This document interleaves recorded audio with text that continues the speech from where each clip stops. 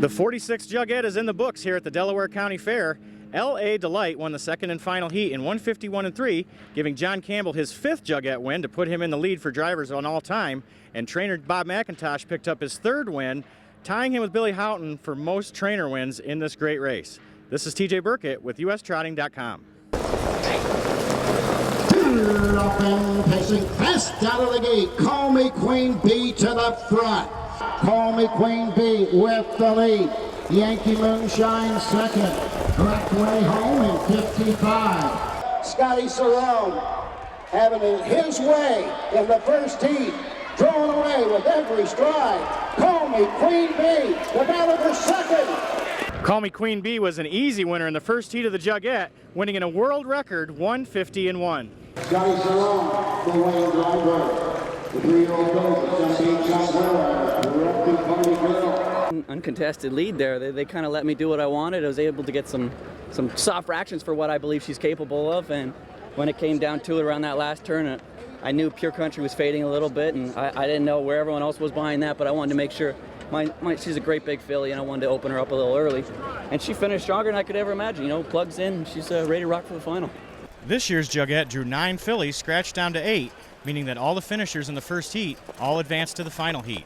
However, this morning the Little Brown Jug Society determined that if this were to happen again and that fewer than 11 fillies entered next year's race, that it would be 1 dash for the cash.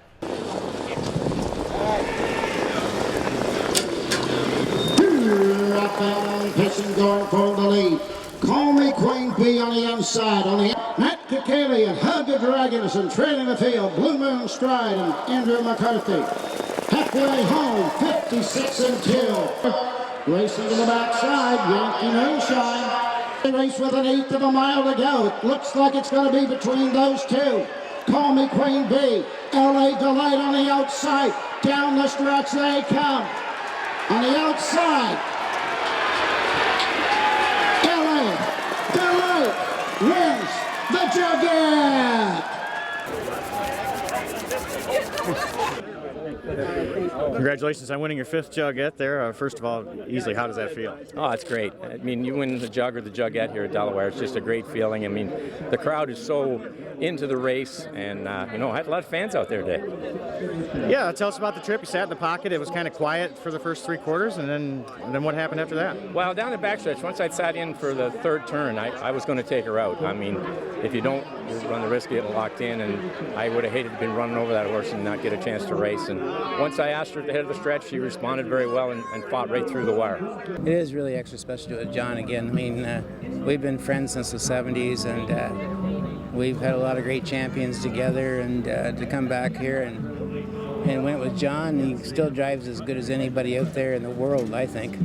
And at 64, I think I can train with anybody. You never have to worry about her mood, because the filly can get a little bit moody sometimes, but she's always tries hard, leans forward, easy on herself, and almost 0 vet work for lameness. She's like a very sound filly.